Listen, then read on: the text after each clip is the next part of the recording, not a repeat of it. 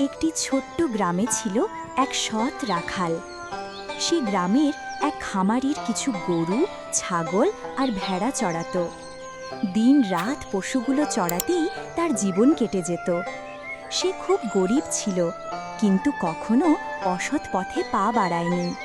গরু, ছাগল আর ভেড়া আমার আপন। ওদের সাথে দিন কেটে যায় শান্তিতে। আমি গরিব বটে, তবে অসৎ হব না কোনোদিন। একদিন পশু চড়ানোর সময় রাখাল হঠাৎ মাঠের এক কোণে দূরে একটি ব্যাগ দেখতে পেল। সে ব্যাগটির দিকে এগিয়ে আসলো। আরে, এ কি? একটা ব্যাগ পড়ে আছে। হায় হায়, এত টাকা!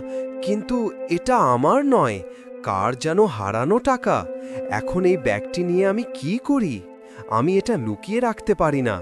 যাই, চেয়ারম্যান সাহেবকে ব্যাগটি দিয়ে আসি। রাখাল এক মুহূর্ত দেরি না করে ব্যাগটি নিয়ে গেল গ্রামের চেয়ারম্যানের কাছে। চেয়ারম্যান সাহেব, আমি এই ব্যাগটা মাঠে পেয়েছি। ভেতরে অনেক টাকা আছে। এটা আমি রাখব না। আপনি আসল মালিককে খুঁজে দিন। বাহ, তুমি সত্যিই সৎ ছেলে। আমি মালিককে খুঁজে বের করব। চেয়ারম্যান খোঁজ নিয়ে ব্যাগের মালিককে খুঁজে পেলেন। ব্যাগ পেয়ে মালিক খুশিতে অশ্রু ধরে রাখতে পারলেন না। বাবা, তুমি আমার যে উপকার করেছ তা আমি তোমাকে বলে বোঝাতে পারবো না। তোমার সততার জন্য আমি তোমাকে উপহার দিচ্ছি কিছু টাকা।